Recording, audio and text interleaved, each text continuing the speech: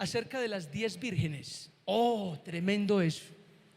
Mateo capítulo 25, vamos a ubicarnos en este pasaje, Mateo 25, versículo 1 al 13. Oiga, preparar un mensaje no es fácil, y más para ustedes que son tan exigentes. Mateo 25, 1 al 13. Miren lo que dice la palabra. Bueno, espere que yo no he llegado ahí al pasaje.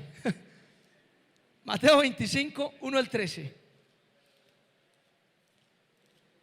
Dice así.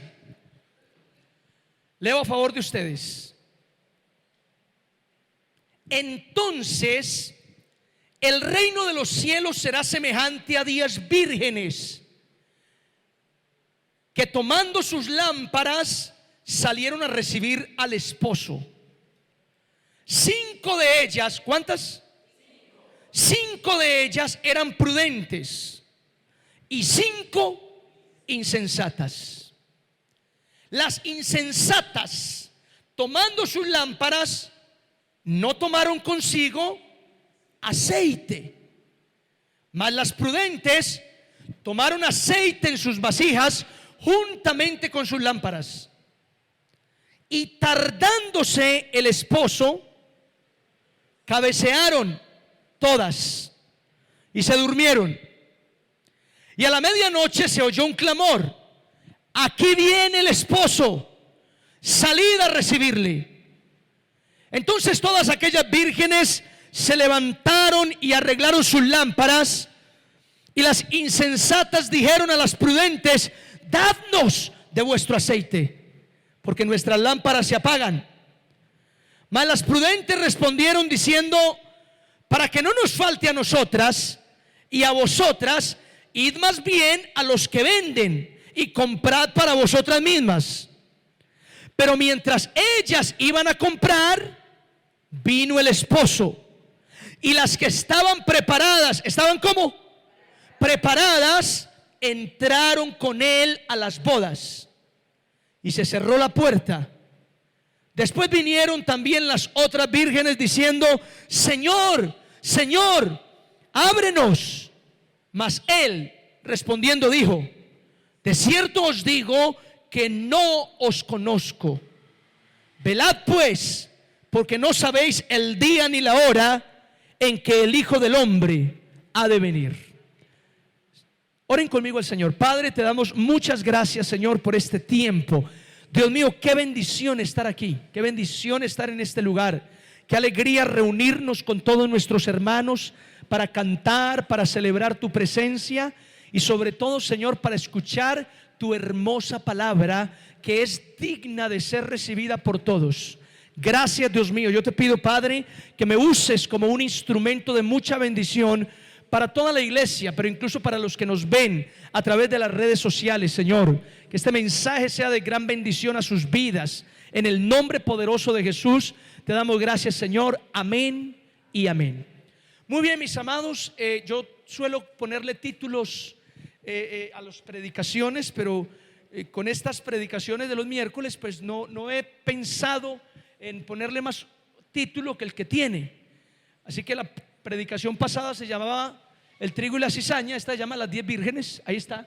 ¿Para qué inventarle otro nombre si vamos a hablar de las 10 vírgenes? Así que el mensaje de hoy se llama Las 10 vírgenes. Mira el que está solo, dile: vamos a hablar de las 10 vírgenes. Y voy a comenzar así, contándoles este dato.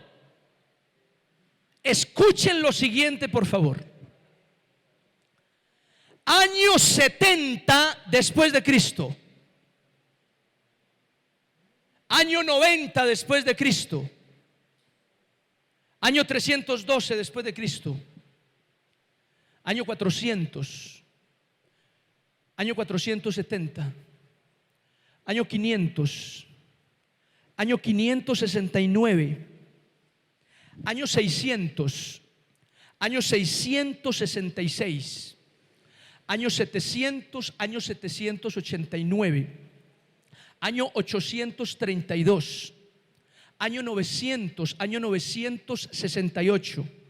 Año 1000. Año 1033. Año 1100. Año 1168. año 1200, año 1315, año 1500, año 1533, año 1545, año 1569, año 1600, año 1666, año 1700, año 1783, año 1800, año 1844, año 1879, año 1900, año 1921, año 1945, año 1987, año 2000, año 2012, año 2020. Esas fechas son todos los años que teólogos, científicos, matemáticos, filósofos y cristianos en general aseguraron que sería el fin del mundo y el regreso de Jesucristo. Y toda esta gente preparada y estudiada aseguró tal afirmación porque los acontecimientos de sus épocas encajaban perfectamente con las profecías bíblicas. El asunto es que los años que vaticinaron pasaron y siguieron pasando, y el mundo no se acabó y Cristo no regresó. ¿Qué decir ante tal situación? Escuchen. Fernando Mosquera, profesor del Seminario Bíblico de Colombia desde 1988, licenciado, magíster y doctorado en teología, filosofía ética y reino de Dios, en divinidades. Tuve el privilegio de ser enseñado por él, una eminencia. Dice lo siguiente: cada generación vive su propia escatología. ¿Cómo así, pastor? Es decir, cada época interpreta los acontecimientos finales de acuerdo con su realidad. El asunto es que en cada época todo ha encajado perfectamente. ¿Cuál es el punto, pastor? Que Cristo con seguridad va a regresar en alguna de las tantas épocas, y que para este caso, como todas las generaciones que han pasado, han estado convencidas de que Cristo regresaba en su momento, a nosotros no nos queda de otra sino estar convencidos de que las que pasaron definitivamente no fueron, pero esta época, esta sí es. Cristo regresa en esta época. ¿Cuántos dicen amén a eso? Ahora, pueden que pasen otras generaciones. Voy a abrir un paréntesis. Puede que sí. Creemos que no, porque estamos convencidos que todo encaja perfectamente. Pero miren, en 1945, ¿cuándo? No le entendí nada. No le entendí nada. En 1945, la cristiandad de la época interpretó convencida que ese año regresaba Cristo y se acababa todo, porque Hitler era el anticristo. Los terremotos de la época, la hambruna que hubo y las pestes que se desataron por los muertos de la guerra mundial eran las señales perfectas para decir: este es el final. Este es el final. No hay de otro. Todo encaja perfectamente. Decían los cristianos en aquel entonces a sus pastores: pastor, todo encaja, pero a la precisión. Hitler es el anticristo. Las pestes que estamos viviendo, los terremotos que han ocurrido en esta época, las hambrunas que se están desatando. Sin embargo, 1945 se acabó y los años siguieron transcurriendo. Y así ha pasado con cada generación. Ahora, no se vayan por donde no es, porque el Señor en alguna de todas las generaciones de la era cristiana tiene que llegar. Y conviene que cada generación piense que el regreso del Señor es en su época. Conviene. ¿Me siguen, sí o no? Ahora, yo estoy convencido que a mi generación le toca la venida del Señor. ¿Cuántos dicen amén a eso? No los veo tan convencidos, pero bueno, que el Señor les ayude con esto. Yo estoy convencido que seguramente no voy a partir de esta tierra sin ver lo que Apocalipsis declara. Amén. Pero esto es una creencia que desde mi comunión con Dios y al estudiar las Escrituras yo abrazo para mí. Si hay alguien aquí que dice: pastor, yo no creo, yo creo que todavía se demora más, le respeto eso, pero allá usted si no se prepara. ¿Cuántos dicen amén a eso? Allá usted si no se prepara, porque conviene que cada generación piense de la misma manera, que el regreso de Cristo es en su época.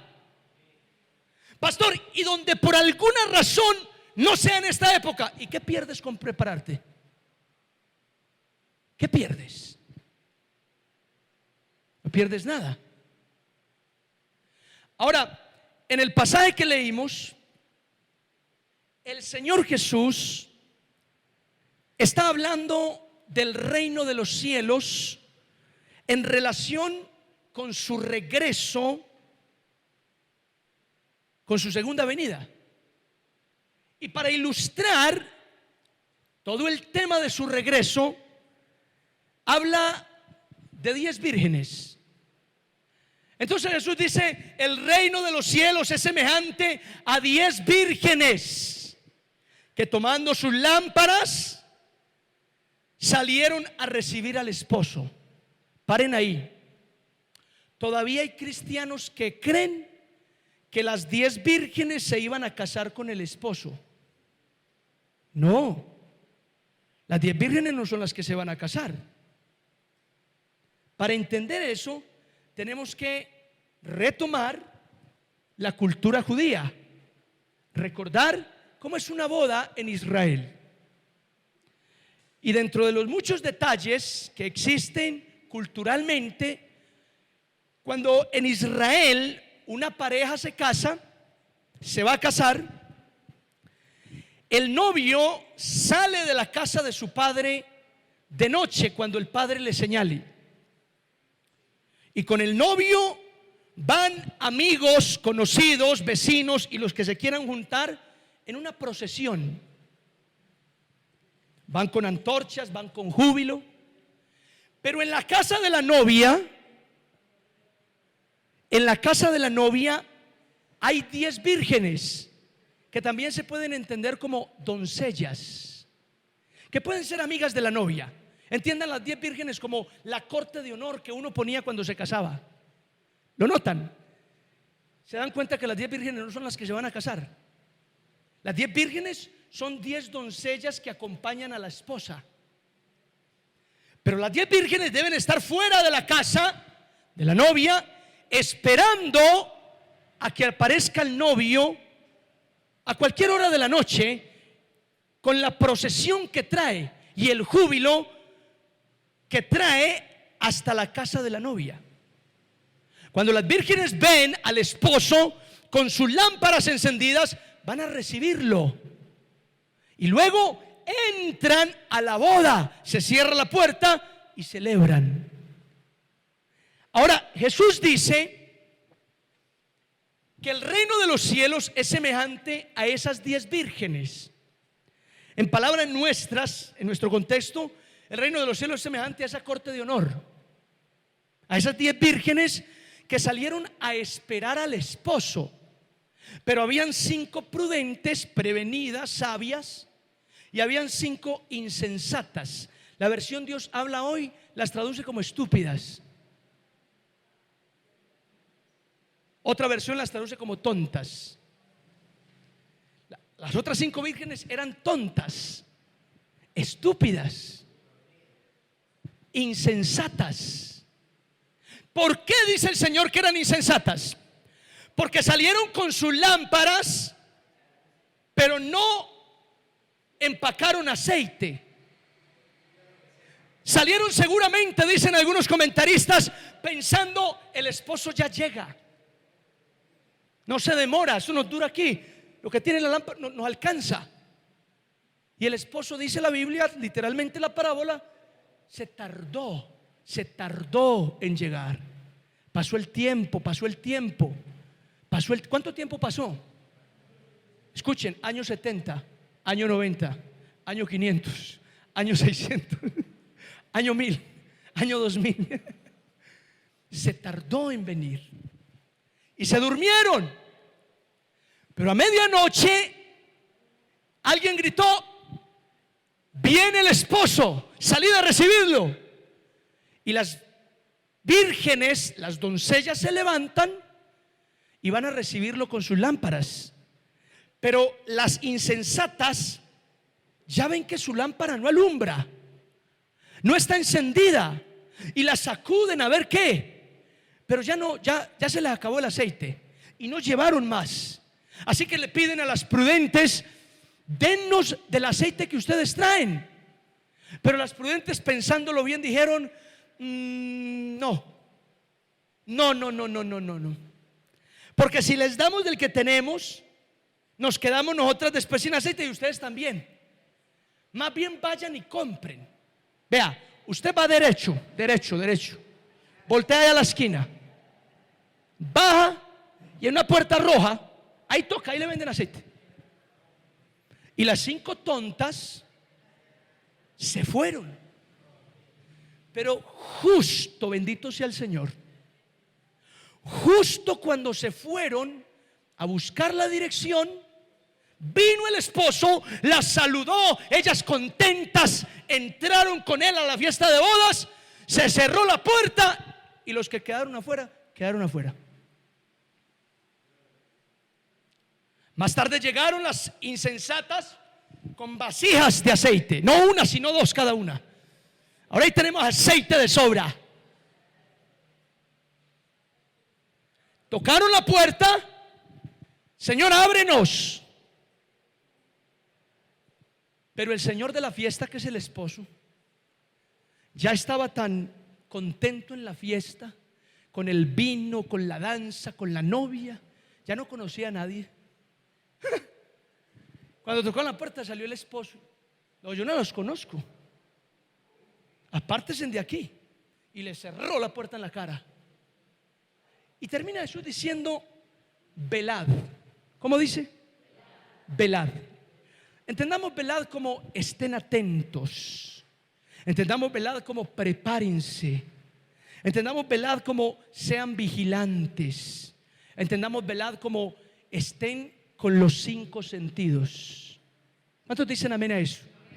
¿Por qué? Dice el Señor: porque el Hijo del Hombre vendrá cuando menos lo esperéis. O en otras palabras dice: porque no sabéis el día ni la hora en que el Hijo del Hombre ha de venir. Con esta parábola el Señor quiso dejar clara una verdad. La verdad central de esta parábola es que nos preparemos para la venida del Hijo del Hombre. Esa es la verdad central de la parábola. Cuando Jesús narró esta historia de las 10 vírgenes, lo único que quería dejarles claro a los discípulos es: prepárense. Prepárense como las vírgenes se preparan para recibir al esposo. Esa es la verdad que quiere decir este pasaje. Prepárense. Ahora, la pregunta fundamental de esta predicación es: ¿y cómo debemos prepararnos? ¿Qué significa prepararnos?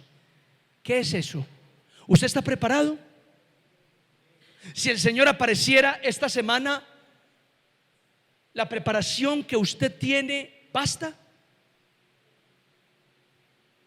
¿Usted es de las 5 prudentes o de las 5 insensatas? ¿Qué es eso de prepararnos? Pues mis amados, cuando hablamos de prepararnos, creo que las 5 vírgenes prudentes de esta historia nos enseñan exactamente cómo debe ser la preparación. Las 5 vírgenes prudentes. Y de esas 5 vírgenes prudentes, yo quiero resaltar 3 aspectos, que básicamente son 3 términos. ¿Me siguen? Díganme amén. Primer término, el término virgen. Virgen. Segundo término, el término lámpara. Vean conmigo, lámpara. Y tercer término, el término aceite. Vean conmigo, aceite. La preparación tiene que ver, a mi juicio, con esas 3 palabras: virgen, lámpara y aceite.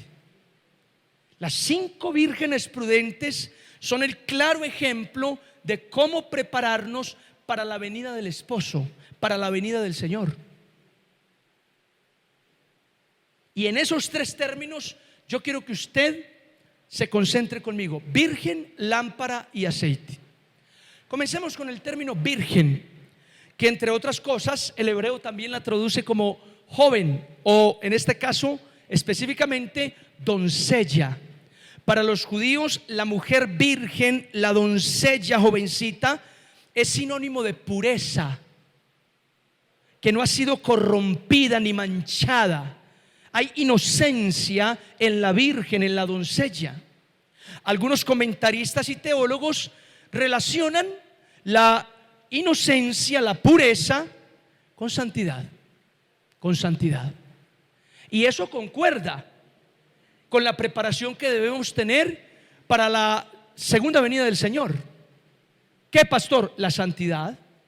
Hebreos dice: seguid la paz con todos y la santidad, sin la cual nadie verá al Señor.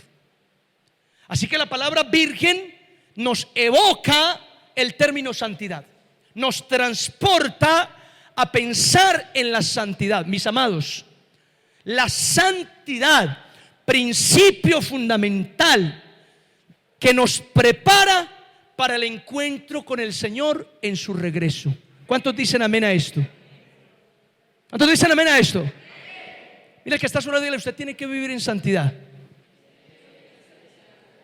Ahora venga, yo le pregunto, vea, yo le pregunto: ¿usted vive en santidad? ¿Usted sí vive en santidad? Porque a mí me da la sensación de que la iglesia de esta generación o no ha entendido la santidad o quiere vivirla a su manera. Pero parece que en la iglesia de este siglo no hubiera santidad. Yo recuerdo el día que en la calle me encontré con una vieja, con una señora, pues, una señora ahí, la mayor, vieja también.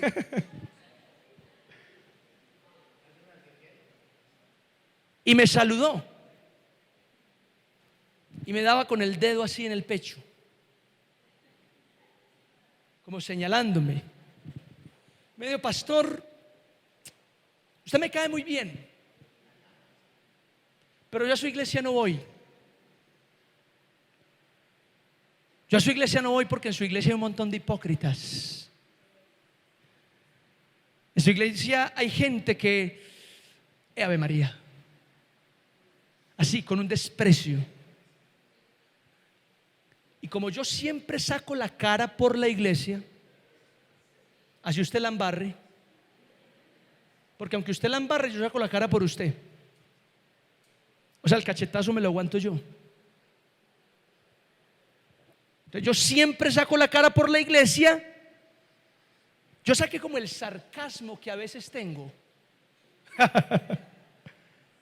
Es decir, yo para hablar me funciona, a mí me funciona. Yo le dije: claro que sí. La iglesia está llena de hipócritas.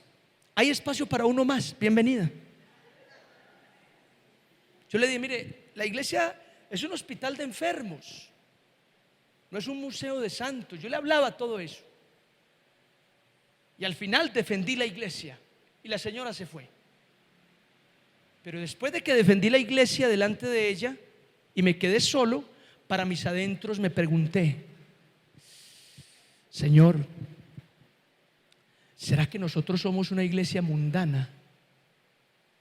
Es decir, la señora esa siempre me puso a pensar, siempre me sembró la inquietud. Y yo me fui para la casa preguntándole al Señor: Señor, ¿será que nosotros somos una iglesia mundana? Y hermano, yo oré al Señor por eso. Y les digo algo, por ahí de vez en cuando me sigo preguntando lo mismo. ¿Será que nosotros somos una iglesia mundana? Porque hermano, vea, si nosotros somos una iglesia mundana, estamos perdiendo el tiempo. Vamos a condenar. Así como lo escuchó, nos vamos a condenar. Si somos una iglesia mundana, nos vamos a condenar. Y toda esta venidera a cultos, puro tiempo perdido. Entonces, o abrazamos la santidad como tiene que ser, o nos descarriamos del todo, pero no un punto medio. En términos de Juan, cuando escribió el Apocalipsis, dice el Señor: ojalá fueses frío o caliente, pero por cuanto eres tibio te vomitaré de mi boca. Y a la iglesia que se le escribió eso, bueno, entre otras cosas, era por un asunto geográfico. Se encontraban dos ríos, uno más helado, otro más tibio, más calientico. Y cuando se encontraban, hacía que el agua fuera tibia. Y científicamente, el agua tibia da ganas de vomitar. Quiere decir que cuando tú eres una persona tibia, mira, ni siquiera es que Dios quiere rechazarte, pero tu tibieza le provoca eso, vomitarte. ¿Lo notas? Entonces, como decía un pastor, aquí somos o no somos y punto. Pero ahí más o menos no sirve. Mire, todavía en la iglesia hay gente coqueteando con el mundo. Y yo le voy a decir la verdad. Voy a decir la verdad. Yo le tolero eso a un nuevo que lleva 3 minutos de llegar. Pero una persona que lleva años en la iglesia y todavía rumbeando y bebiendo, mío, usted está perdiendo el tiempo. Usted no ha entendido el evangelio. ¿Usted por qué va a la iglesia? Ah, pastor, porque me gusta mucho. Usted tira unos chistecitos de vez en cuando. La alabanza es chévere. Ah, bueno, listo, siga yendo. Al menos ahí no deja la ofrenda. Es una broma, es una broma. Pero mi amado, venga, personas que llevan tiempo en la iglesia y todavía coqueteando con el diablo, coqueteando con el mundo, coqueteando con el pecado. No han entendido el evangelio. No lo han entendido. Es importante tenerlo en cuenta. ¿Cuántos dicen amén a eso? ¿En serio? En fin, santidad. Diga conmigo, santidad. Muy importante. Yo recuerdo que alguna vez contamos una historia de un animalito argentino. Es decir, se ubica principalmente en la región de Argentina. Se llama el arminio. Un animal conocido por su pelaje y por su piel. Piel extremadamente blanca, pelaje blanquísimo. Los cazadores, cuando quieren atrapar al arminio, como es un roedor muy rápido, entonces se las ingenian esperando que el arminio salga de su guarida. Y apenas se va, los cazadores untan brea, lodo, a la entrada de la cueva y hacen un lodazal o un pantanal ahí por donde se entra a la guarida. Y cuando el arminio viene rápido a entrar a su casa, logra percibir que hay algo en la entrada que va a ensuciar su pelaje. Y justo cuando llega ahí se detiene, porque para el arminio, entre ensuciarse la piel y dejarse atrapar del cazador, prefiere lo segundo, dejarse atrapar del cazador, pero no ensuciarse la piel. Y yo pensé, qué bueno que así fuéramos los cristianos. Entre pecar o morir antes de pecar, prefiéramos lo segundo, morir antes que pecar. Pero voy a agradar al Señor y a vivir en santidad. ¿Cuántos dicen amén a eso? ¿Qué tal si le damos un aplauso al Señor? Es así, hermanos.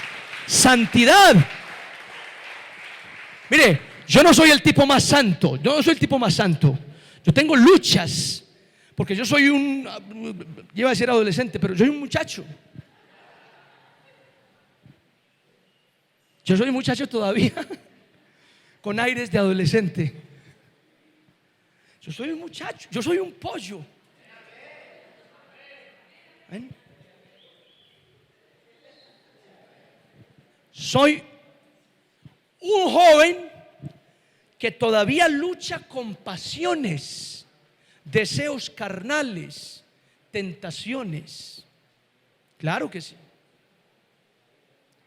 Pero en 20 años que llevo caminando con el Señor, no podría decirles cuántas tentaciones han pasado por mi cuerpo, por mi mente y por mi alma. Demasiadas. Ahora el Señor me ha guardado. En 20 años que conozco del Señor, en 20 años el Señor me ha guardado. Me ha guardado a tal punto que nadie tiene que decir algo del pastor. Hay una mujer en el pueblo, en la iglesia, que tenga que decir: el pastor me mira con unos ojos. A que diga: esa es una filistea incircuncisa de corazón. Es una filistea. ¿Por qué no pasa eso? No pasa eso porque yo amo al Señor y mi deseo es agradar a Dios, hacer lo correcto. Yo escucho cristianos que dicen: pastor, yo fallé, yo le pequé a Dios muchas veces, pero entiéndame, pastor, yo no soy perfecto. Paren ahí. ¿Quién dijo que hay que ser perfecto para hacer lo correcto? Algunos no habían pensado en esto. Para hacer lo correcto usted no necesita ser perfecto. Para hacer lo correcto usted necesita una buena conciencia y una determinación firme, punto. Voy a hacer lo que tengo que hacer delante de Dios, ya está. Y por si te queda duda, Dios te da la capacidad, y más si acudes a Él, de hacer lo correcto. ¿Cuántos dicen amén a eso? Es santidad, hermanos. Mira el que está a su lado, dígale: vivan santidad, no sea así. Amén. Muy bien. Segundo término, lámpara. Lámpara. Mire, hay muchos comentaristas que han interpretado la palabra lámpara en esta parábola como el testimonio personal. Otros lo han interpretado como la comunión con Dios. Y hay otros que han interpretado la palabra lámpara en esta parábola en relación con el salmista cuando dice: lámpara es a mis pies tu palabra y lumbrera a mi camino, que de hecho se asocia muy bien a la parábola, ya que las vírgenes están esperando al esposo de noche y la lámpara es la que alumbra su camino para guiar al esposo. Así que encaja perfectamente tal versículo: Lámpara es a mis pies tu palabra y lumbrera mi camino. Por lo cual, a mi juicio, la lámpara representa la palabra de Dios. Escuchen, la persona preparada para el regreso del Señor Jesucristo es una persona que se agarra de la palabra de Dios. ¿Cuántos dicen amén a eso? De la palabra del Señor. Está agarrada de las Escrituras. Estudia la palabra, memoriza la palabra, enseña la palabra, predica la palabra, medita en la palabra, lee la palabra. La palabra es la lámpara, Dios mío, es la lámpara. Y a ella tenemos que estar agarrados como las vírgenes. Ya viene el esposo, ¿dónde? Está muy oscuro. Dice la parábola que ya era como medianoche, no veo nada. Estamos en el monte, pero tengo la lámpara. La lámpara es la palabra. Pablo dice que ya la noche está avanzada. En términos metafóricos, lo que está ocurriendo hoy en el mundo tipifica la noche. Todo lo que está ocurriendo hoy, la maldad, las guerras, los rumores de guerra, las pestes, las hambres, las señales, se pueden interpretar como si fuera una noche oscura. Y en medio de esa noche, ¿qué será lo que nos va a guiar? La lámpara. ¿Y cuál es esa lámpara? La palabra. Y por Dios, si tenemos problema con la santidad, creo que también tenemos problemas con la palabra. Lo decíamos el mes pasado. La iglesia de hoy es una iglesia flojita en la palabra, muy floja en la palabra. Y ojo, yo no descarto que nos metamos en oración y que invoquemos al Espíritu y que el Espíritu Santo se mueva y nos toque y lo sintamos. Porque la iglesia huelellana desde sus orígenes ha sido una iglesia pentecostal. Pentecostal, entiéndase, que cree en el mover del Espíritu Santo. Pero no podemos descuidar por eso la palabra. No podemos descuidar la palabra por eso. Tenemos que fundamentar nuestra fe y todo lo que hacemos en la palabra de Dios. ¿Cuántos dicen amén a eso? Las ministraciones no lo sostienen realmente a usted. Lo que lo sostienen es la palabra que usted recibe. La palabra lo sostiene a uno. En términos de Jesús, no solo de pan vivirá el hombre, sino de toda palabra que sale de la boca de Dios. Es lo que lo sostiene a uno. Uno vive de la palabra de Dios, no de que oren por uno, lo ministren. Mira, cuando eso hay, fantástico, aprovechémoslo, es bueno, es delicioso. Y que el Señor nos guíe, y por Dios, que logremos ser sensibles, comenzando por mí como pastor, a lo que el Espíritu Santo quiere hacer. Pero eso no puede sustituir la palabra del Señor. La iglesia tiene que ser firme en la palabra, enamorado de la palabra. ¿Cuántos dicen amén a eso? Es así. Y mire, a mí me preocupa que hoy en tantas iglesias hay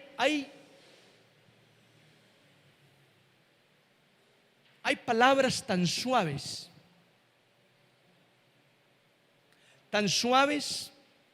en sus estructuras, en sus estudios. Mira, cuando yo escucho a un predicador, lo hago con respeto, con mucha atención. Es así. Pero eso no quita que uno se dé cuenta muchas veces si el predicador examinó el pasaje o no lo examinó. Y en mi entorno yo a veces escucho pastores que uno sabe, no estudiaron el pasaje. No lo estudiaron. Medio lo leyeron y terminaron diciendo otras cosas distintas al pasaje. Y para que la gente no se dé cuenta y quede feliz, vengan al frente y oramos por sanidad. Y la gente se va tremendamente matada porque sintieron. No crecieron en el conocimiento de Dios, pero sintieron. ¿Y qué va? Una cultura latinoamericana como la que somos tú y yo, un contexto tan emocional como en el que vivimos, lo más importante es sentir. no crecer en el conocimiento de Dios. Dato curioso es que las iglesias neopentecostales, cuando digo neopentecostales, son las iglesias que se volcaron a un mover espiritual que se desbordó. Y se desbordó al punto que apareció el zapato de Dios, la manguera del Espíritu, el chicle ungido, el barril del pastor, el martillo santo, en fin, cosas así. Que el dato curioso que les digo es que de todas esas iglesias que ya no están fundamentadas en la palabra sino en el sentir, salen más y más herejías y se multiplican más y más iglesias como arroz. Porque mucha gente en esa iglesia no está cimentada en la palabra, sino en lo que soñé, en lo que sentí y en lo que Dios me dijo. Y un día el pastor está predicando, pero al hermanito que el ego se le subió arriba, se le ocurrió decir: pastor, Dios me muestra que me tengo que ir de aquí con 15 más. Me los llevo. Y voy a abrir otra iglesia que se llama Misión Internacional del Verdadero Avivamiento. Y así lo hacen. No es algo que me estoy inventando, es real. Y que de donde ocurre eso son iglesias pobres en las escrituras. Y la pobreza comienza por el pastor que tienen, que no conocen la Biblia ni saben predicar sino de un solo pasaje. Se saben un pasaje de memoria y de eso sacan 800 predicaciones al año, diferentes, pero ahí se quedan. No saben hablar de nada más, ni del libro narrativo, ni del libro histórico, ni del Pentateuco, ni del Antiguo Testamento, ni del Apocalipsis, ni de nada, porque no conocen la Escritura. Y eso a mí me indigna, porque como decía un compañero con el que estudié en el seminario, decía: uno quemándose las pestañas estudiando teología para que venga otro que con un sentir abre un garaje y monta una iglesia. Que no hay problema que abra el garaje y monte la iglesia. El problema es que no vaya a prepararse. Es importante la preparación, el conocimiento de la palabra. ¿Cuántos dicen amén a esto? Que dicho sea de paso, y la gloria sea para el Señor, hermanos, doy testimonio de que yo me esfuerzo en las escrituras, que las estudio y que casi que cada predicación que traigo a mi amada iglesia, que no es mía sino del Señor, es diferente una de la otra. Un pasaje del Antiguo Testamento, otro del Nuevo, un pasaje poético, un salmo, un texto del Apocalipsis, otro de Génesis, vamos por allá por Proverbios, luego un evangelio, y en fin, tratamos de darle la vuelta a todo. Que un día de estos voy a dar un mensaje que se llama Paseando por la Biblia. Paseando por la Biblia. Hacemos un recorrido de principio a fin. Pero mis amados, hay que estudiar la Escritura. Y esto no es solo para el pastor, esto es para todo creyente. ¿Cuántos dicen amén a eso? Mire que está a su lado y dígale: estudie la Escritura. Jesús dijo: escudriñad las Escrituras. La Biblia no es para leerla, es para escudriñarla. Y escudriñar es revisarla minuciosamente. Importantísimo. Tercer término: aceite. Casi todos en la iglesia sabemos, hemos escuchado y asociamos el aceite con el Espíritu Santo. Creo que también tiene relación con esto. La comunión con el Espíritu Santo, vivir en el Espíritu, estar en el Espíritu, tener el fruto del Espíritu. Mira, el cristiano que no está en el Espíritu, entonces está en la carne. Pero usted no está en un término medio, eso ya quedó claro. Si usted no está en el Espíritu, está en la carne. Y eso es un problema serio. Y para estar en el Espíritu, usted tiene que tener una comunión con el Espíritu Santo. Romanos capítulo 8 habla de lo que es vivir en el Espíritu. Y Pablo dice que los que son del Espíritu piensan en las cosas del Espíritu, pero los que son de la carne piensan en las cosas de la carne. Los que viven en el Espíritu pueden agradar a Dios, pero los que viven en la carne no pueden sujetarse a la ley de Dios, tampoco pueden y no agradan al Señor. Los que son del Espíritu, el Espíritu mismo les da testimonio a su propio espíritu de que son hijos de Dios. ¿Lo notan? La importancia de que el Espíritu Santo habite en mí. El Espíritu me confirma que soy hijo de Dios. El Espíritu me da la fuerza para luchar contra mi debilidad. El Espíritu produce en mí amor, gozo, paz, paciencia, benignidad, bondad, fe, mansedumbre. Y todo eso lo necesita un cristiano que se está preparando para el regreso del Señor. Lo reduzco a comunión con el Espíritu, aceite, virgen, santidad, lámpara, palabra, aceite, Espíritu. Abrace la santidad, aférrese de la palabra, tenga comunión con el Espíritu Santo. Y usted estará como las 5 vírgenes preparadas para cuando llegue el esposo. Amén. ¿Cuántos dicen amén a esto? El Espíritu Santo es fundamental. Tener comunión con el Espíritu Santo, mis amados, es el secreto de una vida cristiana victoriosa. Victoriosa. Y a mí me llama la atención porque Pablo dice a los Gálatas que el fruto del Espíritu es gozo, paz, paciencia, amor, gozo, paz, paciencia, fe, benignidad, bondad, mansedumbre, templanza. Y contra tales cosas no hay ley, dice Pablo.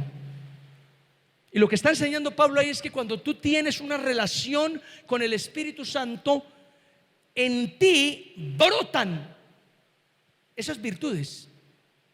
Esas virtudes te vuelven más amoroso, te vuelven más benigno, te vuelven más paciente, te vuelven más creyente, te vuelven más manso.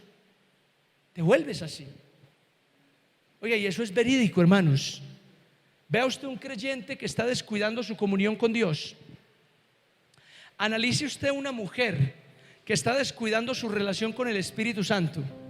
Se vuelve mala clase, se vuelve altanera, reprocha con facilidad, mira feo, el chisme brota a flor de piel, el egoísmo ahí mismo fluye, el desprecio, el rechazo.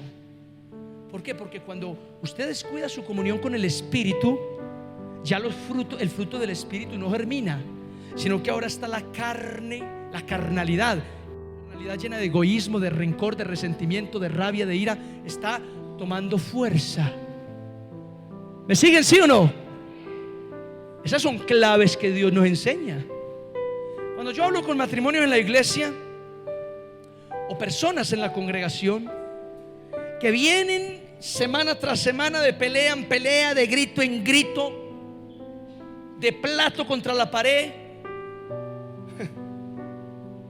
me siento con él, con ella y les pregunto: ¿cómo está su comunión con Dios? Y suelen responder: pastor, ¿qué es eso? Pastor, la verdad, voy a ser muy sincero, hace semanas que no saco tiempo para orar y para leer la Biblia. Ahí está casi que el origen de sus malas reacciones y de sus malas conductas. Claro, ahí está. Ahí está. Y usted tiene que aprender a madurar. Y la madurez tiene que ver con entrar en comunión con el Espíritu y mantenerse en ella. Porque la comunión con el Espíritu es lo que lo sostiene a usted con carácter, con fruto, con virtudes. ¿Cuántos dicen amén a eso? Mira, te lo digo de esta manera. Y para los matrimonios que están aquí, a mayor madurez, menos conflicto. A mayor madurez, menos conflicto.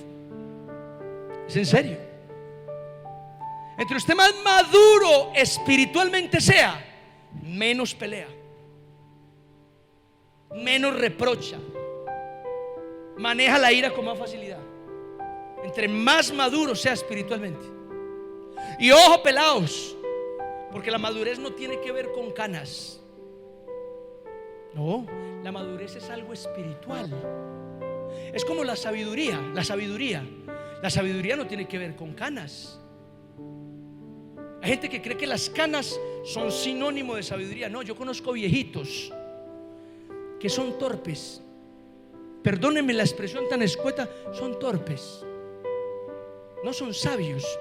Porque la Biblia dice: si alguno tiene falta de sabiduría, pídala a Dios y la dará sin reproche alguno.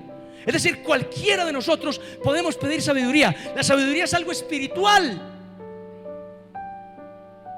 Hay jóvenes más sabios que algunos ancianos. Es en serio. Porque lo que tiene el anciano es experiencia. Y la experiencia no necesariamente es sabiduría. El joven no tiene experiencia, le falta años de vida, pero sí puede tener una sabiduría tremenda. Y así pasa lo mismo con la madurez espiritual, que viene de la comunión con el Espíritu. ¿Cuántos dicen amén a esto? Mis amados, quiero invitarles para que nos preparemos. El regreso del Señor está pronto, y el Señor vendrá el día que menos lo esperemos. Amén. Como ladrón en la noche, dice la palabra. Y por tanto, como las vírgenes prudentes, debemos prepararnos para la venida del Señor. Termino con esto. Juan Carlos Escudero es un pastor de oficio escatológico. Ministerialmente se dedicó a la escatología. La escatología es el estudio de los acontecimientos finales. Lleva más de 40 años estudiando escatología, Apocalipsis, profecías de Daniel. Y en un seminario, mientras exponía distintas versiones e interpretaciones que había escuchado él, terminó diciendo lo siguiente. Escúchenlo. Dime cuánto esperas la venida del Señor y te diré qué clase de cristiano eres. Dime cuánto esperas la venida del Señor y te diré qué clase de cristiano eres. El cristiano que no espera la venida del Señor en su tiempo, en su época, se vuelve un cristiano mediocre, un cristiano flojo, un cristiano fuera de lugar. Pero el cristiano que lee la Escritura y espera al Señor, y como lo dijo el apóstol Juan: ven Señor Jesús, ese cristiano crece, ese cristiano se afirma, ese cristiano da fruto, ese cristiano será heredero del reino de los cielos. Así que yo te digo esta noche: dime cuánto esperas la venida del Señor y te diré qué clase de cristiano eres.